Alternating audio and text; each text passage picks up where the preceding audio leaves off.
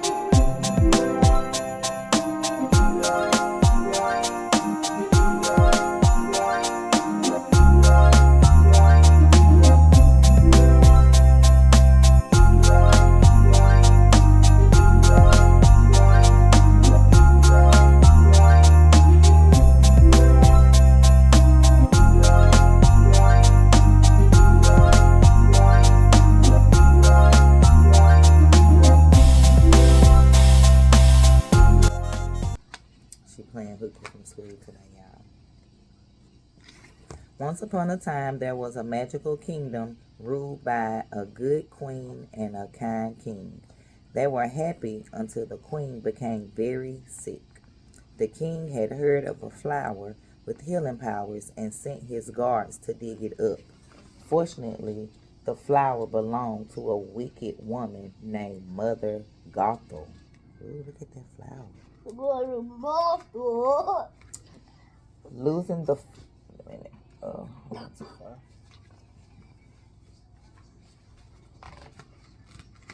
Oh. I guess I didn't go too far. No, like this. That's it. You can't do it with your nose. Ain't nothing right there. Oh. This the next page. Losing the flower made Mother Gothel furious, so when the king and queen had a baby, she stole the child away. Mother Gothel hid the girl, Rapunzel, in a secret tower for almost 18 years. It turned out that Rapunzel's hair, which was magnificently long, had the same healing powers as the flower. Mother Gothel used it to keep herself young and never told the girl she wasn't really her mother. I'm going to stop reading if you ain't paying attention. The queen and king never forgot their lost princess. Each year on her birthday, they sent lanterns floating through the night sky. Rapunzel didn't know that the floating lights she saw from her window were lanterns, but her dearest wish was to see the lights up close. Now, not just from my window, she said, but Mother Gothel wouldn't let her go. She needed Rapunzel's magic in order to stay young. Instead, she told Rapunzel that the world outside was a scary place, too dangerous for her. Trust me, pets, she said. Mother knows best. But that's not her mama. She stole her. One day, Mother Gothel went away. Before long, someone climbed the tower. He slipped through the window and bang! Rapunzel knocked him out with a frying pan. The man, fleeing rider, was a thief on the run from the palace guards. Rapunzel searched his bag. Inside was a stolen crown. She tried it on. Rapunzel knew this was her only chance to see the floating lights. Flynn could be her guide outside the tower. When Flynn woke up, she offered him a deal. Deal? Flynn asked. He was still dazed from the frying pan.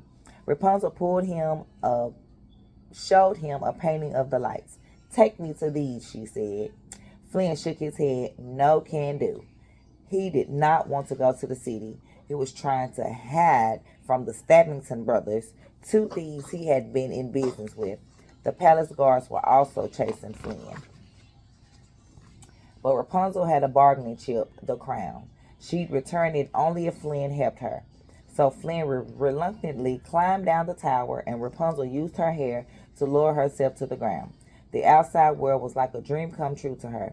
She'd never run through the grass before, or climbed a tree, or sat in a field of flowers. Still, she felt nervous. Mother Gothel had said the outside world was scary, and Mother Gothel wouldn't lie, would she? You think she was lying?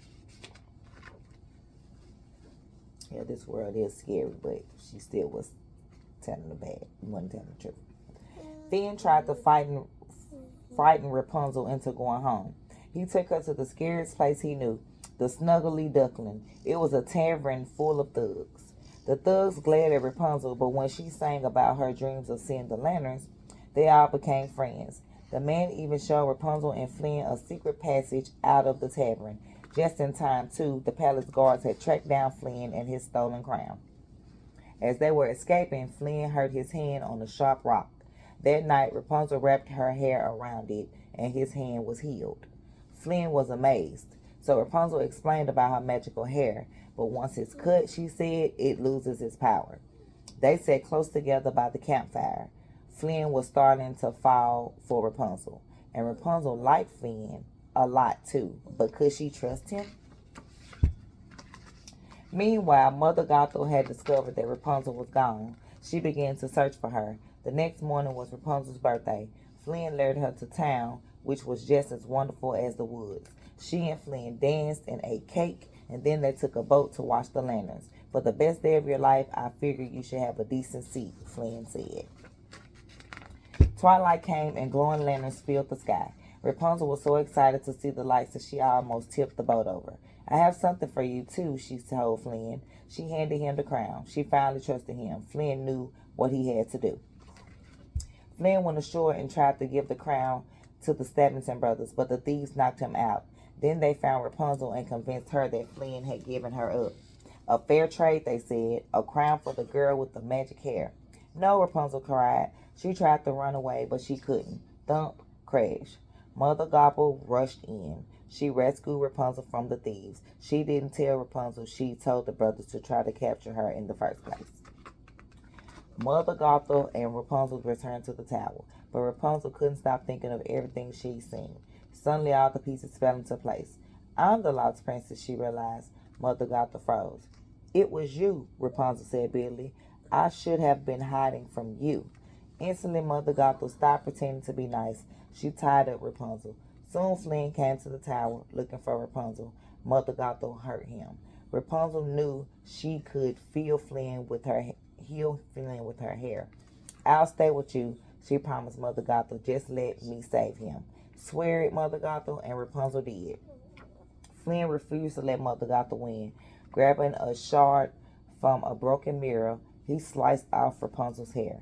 Immediately it turned brown. What have you done? Mother Gothel shrieked as Rapunzel's hair lost its power. Mother Gothel became very, very old. Soon she was gone. Rapunzel held Flynn tight. Without her hair, she couldn't heal him. He slipped away. A single tear fell from her face. It landed on Flynn and began to glow. His eyes opened. The magic in her tear had saved him. Overjoyed, Rapunzel and Flynn soon went to the palace. Rapunzel was welcomed by the king and queen, her real mother and father. They could not have been happier to see their daughter back. She wasn't the baby they'd lost before anymore, but she was a lovely princess. And although Rapunzel's hair was no longer magical, she was still the most enchanting girl Flynn had ever met. The end. You like that? The end, y'all.